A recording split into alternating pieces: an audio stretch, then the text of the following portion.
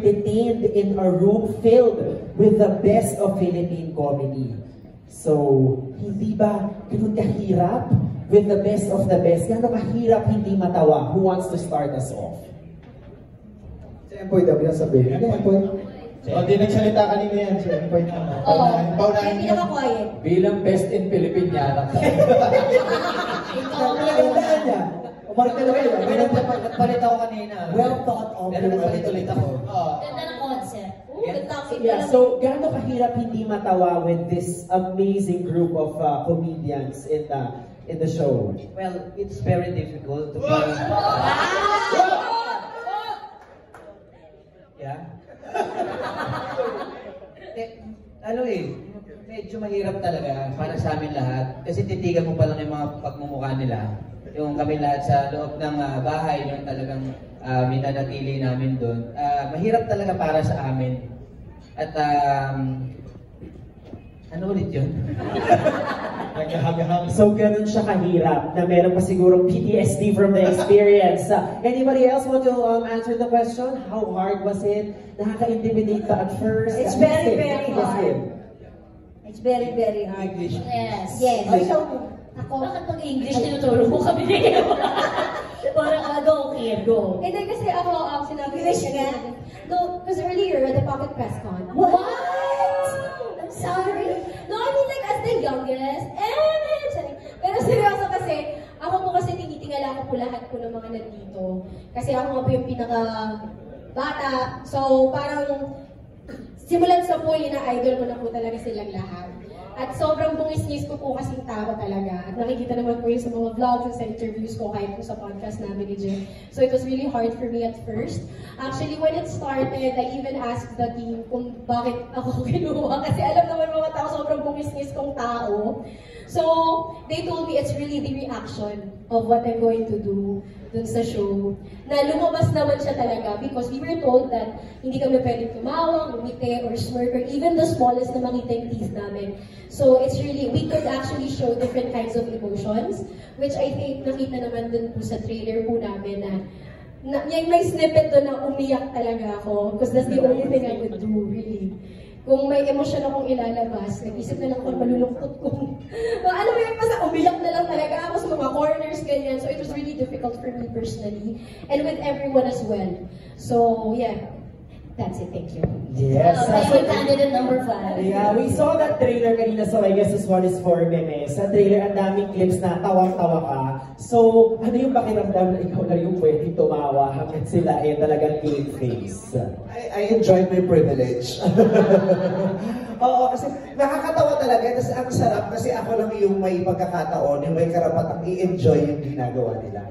Yun, silang lahat, ang saya-saya dun sa loob ng bahay, pero wala silang karapatang i-enjoy, ingiti, o i-appreciate yung ginagawang comedy ng bawat isa. So ako, 6 na oras ako nanonood ng free show.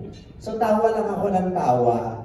So sila, kaya sabi, ang hirap dun para sa kanila, di ba? Kasi, di ba, lahat tayo gusto nating i-enjoy yung nakakatawa eh. Ang sarap dun sa pakiramdam, pero yung pinipigil mo yun, napakahirap nun. Ang dami tumatakbo sa mga utak nila. Eh ako, wala nakaupo lang ako doon, pindot lang ako ng pindot, utos lang ako ng utos. So pinakamasarap talaga yung buhay ko. 6 na oras silang nagpapatawa, tapos nanonood lang ako ng libre. Okay. Hindi na pa sobra ka doon kanina nung sinabi ni Meme na talagang hirap na hirap kayo. But share with us that experience. Oo, sobra talaga. Kasi parang kagaya namin, like ako, galing ako sa comedy bar. So, yung masaya yung hindi masaya. Galing ako tayo sa comic art. Sa hirap. Sa hirap. Sabi na, like ako, galing ako sa hirap. Wow! So, pero may mayaman na siya, kaya naman tingnan mo, kulay aligay na siya. Akala ko maganda sa maningin ko. Kaya mahirap kasi talaga, kasi makita mo, sabi nga ni Empoy kanina, makita pa lang yung itsura, like si Ate Peachy, yung wala pang ginagawa. Ate mo ko? Si Nanay Peachy, si Peachy. Sinisure mo lang na bata ka. Ang bata pa. Hindi siya kasi yung parang kahit wala pang ginagawa, talagang tatawa ko. Ang hirap magpigil. Ang hihinga, ang hirap pigilin, paano ba yung tawa? True.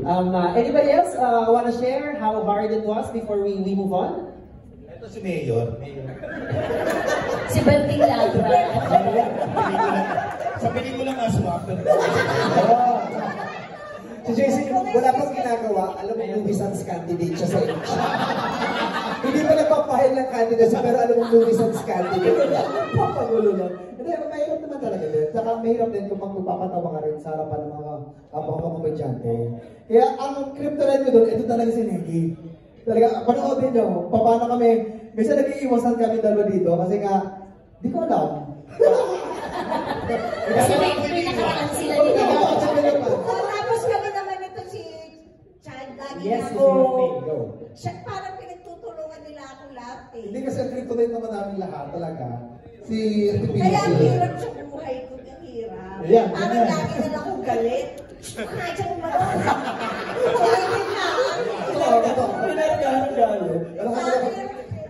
Puno! Siya nagalit-galitan naman. Alright, okay, so let's move on siguro to our showrunner. So the format, of course, is very new and we are very intrigued with the show. So what we want to know is ano ang mangyayari pag may natawa? So do share with us the mechanics of the show. And similar to the international franchise, kapag tumawa sila, may, ano naman, hindi man eliminated kaagad, may warning, so may yellow card sila. Pero as simple as smiling or konting lift lang ng lips niya, smirk, ano na yun, counted yun kaagad as smile. And then, kapag ulitin nila yun, mapapatawan sila ng red card, automatically eliminated from the show, from the contest. Oh, so yung red card na minention nga natin kanina, that's basically a signal of somebody getting eliminated. So balik lang tayo kay Meme. Dahil nga kanina sabi mo, all you could do was laugh and enjoy the show. Gusto namin malaman, may ambag ka din ba para mapatawan yung mga contestants? Meron ka rin bang attempt to maybe eliminate some of them? Wala akong ambag para patawanan sila. Pero pag pumapasok ako sa loob, yun lang yung time na pwede silang mag-enjoy with me. So nagtatawanan kami, doon na lang kami naghaharutan ng bibiruan kami kasi pwede tuwing papasok ako sa loob ng bahay. Ibig sabihin, meron akong pangit na balitang ibibigay sa kanila. So bago ko ibigay yung bad news or yung verdict, mag-uusap-usap naman muna kami doon, but doon lang yung chance nila na pwedeng tumawa at makipagharutan sa akin. So safe space ka pala doon. Yes. Very, very. Pero pag nandun ako sa loob, hindi na sila safe. Oo, isa sa kanila na lang matitigo. Oh, okay. So the plot thickens. Again, another question naman about the cast. Sino sa inyo ang biggest threat? Nung day one, nung una kayo nagkita-kita, who did you consider as your biggest threat in the competition? Yes, Chad. Ako ano talaga, si Ate Pichi talaga, si Rufa May Quinto talaga. Yung pagkita pa pala kasi sa kanya, kasi alam mo, hindi siya ito ang pinakamahirap kay Ate Pichi. Hindi siya nagpapatawa, pero nakakatawa. She has no intentions of making you laugh, but a simple gesture yung smirk, ganyan, walang ginagawa niya. Yung magsasalita, normal niya pagsasalita, pag tinignan ka niya, tapos pag kumilos, matatawa ka talaga hagad sa kanya. It's a very natural yung comedy niya. Kaya siya talaga ang biggest threat na for me, tsaka sa karamihan sa amin. Grabe. From the gentleman there, sino ang biggest threat sa inyo when the competition started? Same. Ano siya? Malaking joke. Yes, joke personified. Peachy. So I guess gusto natin malaman, sino ang biggest threat para sa biggest threat ng competition? Hindi, ako silang lahat din naman kasi. Gusto si Sophie. Oo, pero baboy lang minsan yung iba. Mabaho yung joke. Hindi, syempre, alam mo na yun, di ba? Pwede ba sabihin nyo? Kapag na lang nila. Hindi, yung mga Pagkatapos nung competition, nandun siya sa parang office ko, tapos nagsusumbong siya sa akin. Pwede ba yun? Baboy na nung iba. Hindi, kasi talagang kulang na lang. Ito si Gerard, yung niya, inano na. Ano ba yan? Oo, baka sabihin. Wala ko sinabi, ano lang. Kasi nga wala na kami pag-asa, So anyways, yun. Pero actually, ayan, si si Gerard, ito, parang lahat sila pinagtutulungan nila akong lahat. Kaya, Huwag lang natin wag lang natin kwento yung actual na nangyari. Kasi baka bigyan lang natin sila ng idea. ng ano lang. Timodo po silang lahat. May nagtalik po sa loob ng bahay. Aminin na namin, chat, aminin na namin. Lalaki sa lalaki. Actually, 9 months na to. Becky, magiging ama ka na. Okay, yeah. Siguro this question is for Tuesday. Yes. So this is a strategy game. So may mga alliances bang naganap very quickly?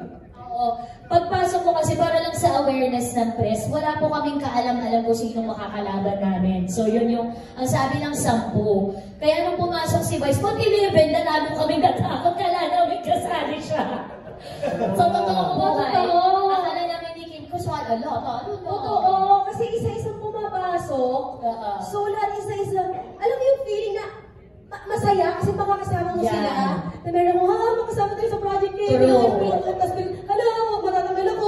So sa madaling salita, Bao, sa simula, pupunuin ka nila ng pag-asa hanggang nung pumapasok na, nasisira na yung pag-asa. Parang meron pumasok siya, hindi ka pa sinasabi. Meron siyang Seryoso lang siya. Ginaganon niya. I love it. Walang ka-idea. So, nung may break, di ba, magbibihis kami for whatever characters ang gagawin namin sa loob. By the way, there are people who helped us develop whatever strategy kung meron kami. Pagkita talaga namin kay Peachy, yung mata namin ni Chad Kaganon, okay, may pagtutulungan na tayo. Kaya alam mo, Hindi na siya iniwan. Pero meron nga, may mga nakita ko parang nagkampihan. Kahit hindi nag-usap. Nagkabanyo siya, pinuntahan ni Chad. Pinanood. May nagtandeman. pero sa awa ng Diyos, wala, hindi ako natawa sa kahit sa kanino sa kanila. Okay, baka may masabi na. Okay, but may dramatics din pala involved. So, our next question, of course, is for our showrunners. So this is for Darren. So, LOL Philippines is an Amazon original, but can you share with us how we added a Filipino twist to the show? I mean, this is why we love this format, I think, right? Because we've done it in over, I think, 10, 20 territories, and each locale finds a way to make it really local. And this one, I mean, setting it at Lola's house, I think it's... Kaya ka, Peachy. Nasuso ka si Pete. Nasuso ka na si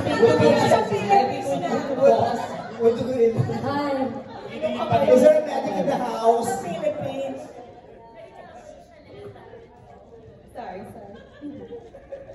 Setting it at Lola's house, I think is a very good way, right? We, of course, have the cream of the crop here, the best of the best, and seeing them with their individual kind of strategies, characters going in. That's been the most fun for me as a Thai person, like to watch, because even I can appreciate that, right? Yes, thank you. For Madonna, so we can feel the chemistry of the cast, but you felt this like way earlier than all of us. But can you share with us, just like as a show producer, how inspiring that was while filming was happening? Maybe I'll go back to English. Maybe I'll go back to when we were just doing the casting. I think that was a very crucial aspect of the show. We made sure that all of them come from different types of comedy. I think that was important.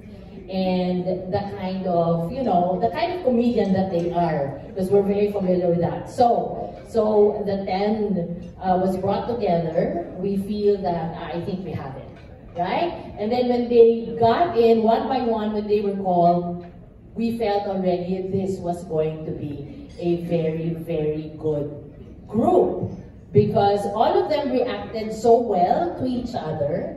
Okay? They focused on Peachy because she was the biggest threat, because she's such a natural. So there's a natural, there's a bungis-ngis, there's somebody who's so deadpan, there's somebody who just reacts. So I think that's the beauty of everybody. Plus, of course, Vice being the host and being able to thread all of them and toe the line. I think that was really that's where the chemistry came from. So each one of them brought their own brand of comedy, and all of them just reacted to that, because it wouldn't work if none of them would react, right? Because that's not the game. So it was important that they all made sure they strategized, they formed alliances, and it was just natural. It wasn't, they didn't talk about it, just like what Tuesday and Kim said. They didn't know that they were going to meet these gentlemen and these ladies. Wow, very exciting. And I'm sure damang-dama naman natin ang chemistry ng ating cast. So it's now time to open the floor for questions from the press. So we have microphones set up here. Let us know your name, the outfit or publication that you're from, and who your question is for, if you have a specific question. Hi, I'm Rose Gracie from PEP Abante. Hello, Rose. I'm Miss Rose. Miss Rose, good afternoon. Hello, Rose.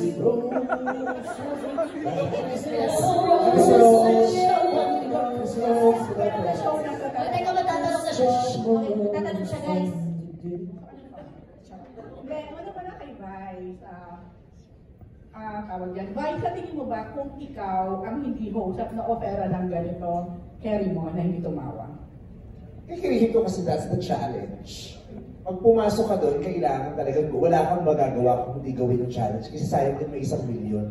Eh lahat naman kami dito mukhang pera. So feeling kami lahat, pag inimbitahan kami, sasali talaga kami. Sasali kami at gagawin ko lahat para hindi tumawa talaga. 1 million yun, no? So, kaya din naman pala. So, actually, ang napakaganda ng konsepto niya, di ba? Sa Frame siya ipapalabas na talaga naman ngayon, more on sa mga streaming app. Pero do you also wish na sana may palabas din siya sa free TV in a way na madaming mas makakapanood?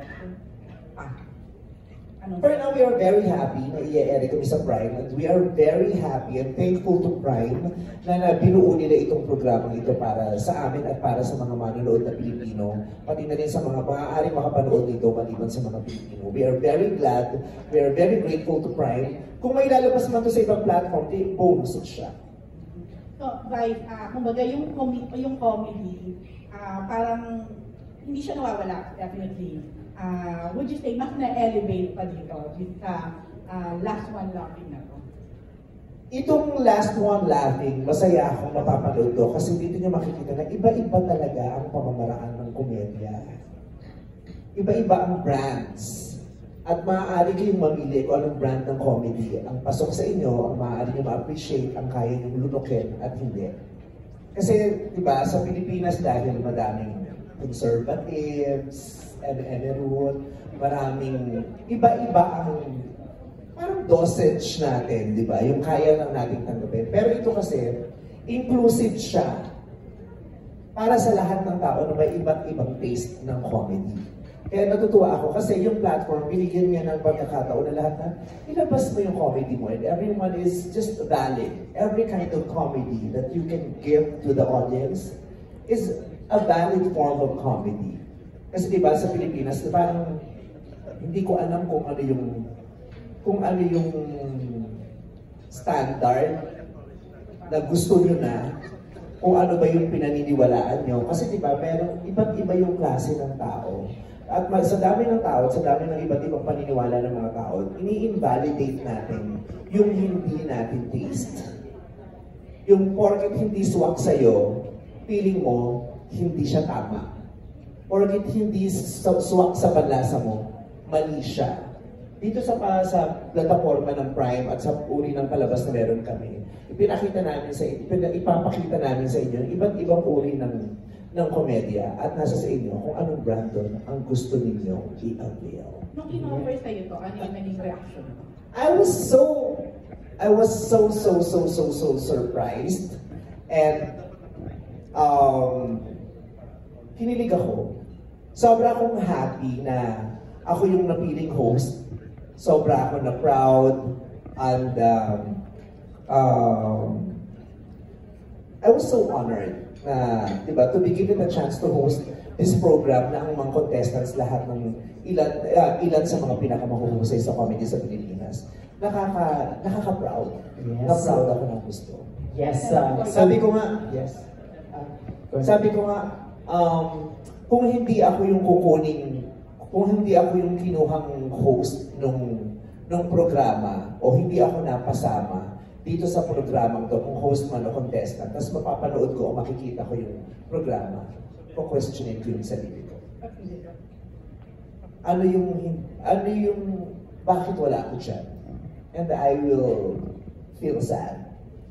It's an honor to be part of the first season of LOL. Kasi hindi ko naman alam kung, di ba, kung may second pa o kung sino yung ano. Pero at least sa first season, isa ako sa mga napili na mapasama dito sa programa. Sino sa kanilang lahat yung pinaka-natatawa ka, tawa ka ng tawa, habang pinapanood mo sila? Habang pinapanood dito sa program or sa kabuuan? Kabuuan. Habang di ba nandun ka, napapanood mo sila, nagkakatawa. Okay. Ibang-iba yung emosyon na naibigay nila sa akin. To be fair, ganun din ang paniniwala akong mararanasan ninyo. Iba't ibang emosyon. Hindi lang kayo matatawa.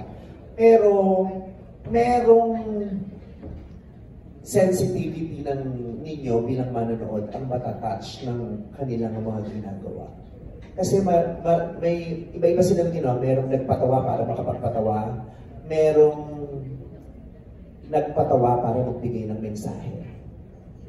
Merong nagpatawa para sa kanyang advokasya. Merong nagpatawa para ilabas yung nararamdaman niya. Doon ako nabigla. Ang dami-daming forms na binigay nila ng komedya. Ang dami-dami rin nilang ways para mailabas yung komedya nila. Doon ako nabigla. I thought, parang patawa ka lang. Initially kasi parang, lalo nagsisimula ako, magpapatawa ka lang for a very shallow purpose. Yung gusto ko lang magpatawa, trip ka lang. Hanggang sa, ganun kasi ako, nagsimula ako, nagpapatawa ako kasi nakikipagharutan lang ako. Hanggang sa nagpatawa na ako para kumita na ako. Hanggang sa nagpatawa na ako para sumikat na ako. Ito, may malalim pa silang mga purpose kung bakit nila ginagawa yung pagpapatawa. Kaya lahat sila na-amaze ako, lahat sila na-impress ako, at lahat sila lalo kong hinangaan after this program. Pero yung talagang yung konting kibot tawa, si Peachy, si Pepe, si Chad, si Em, lahat sila Simula pa lang, yung entrada pa lang, nakakatawa na. Yung entrada pa lang ni Empoy, nakakatawa na. Yung ganon. Yung ganon. Tapos mayroong masasabi mo, iba't iba ng comedy, di ba, kahit ngayon may tinatawag tayong canal jokes, aircon jokes. Marami dito, may canal jokes, may aircon jokes, may pangmatalinong joke, mayroong joke na hindi ka mag-iisip, mayroong border the baboy, sa laula, mayroong malinis, yung gano'n. Kaya, ang lawak-lawak ng komedya mapapanood. Thank you so much.